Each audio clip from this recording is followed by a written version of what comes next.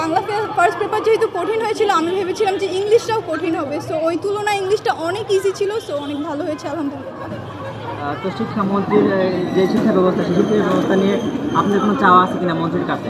জি, অবশ্যই আমি চাই যাতে নেক্সট ইয়ার পরীক্ষার প্যাটার্নটা যাতে আগে থেকেই ওভাবে বলে দেওয়া হয়, অ্যান্ড টিচাররাও যাতে ওভাবেই পড়ায়। সো আমাদের জন্য অনেক ইজি হয়ে যাবে আগামী ব্যাচের জন্য। আজকের পরীক্ষায় কত নম্বর আশা করছেন, কয়টা গ্রুপ নিয়েছেন? আমি তো ফুল অ্যান্সার করেছি। সো এই 90% আশা করা যায়, বাট এত পাবো কিনা জানি না, আল্লাহ ভরসা। আপনার নামটা? সাহারা তাসনিয়া।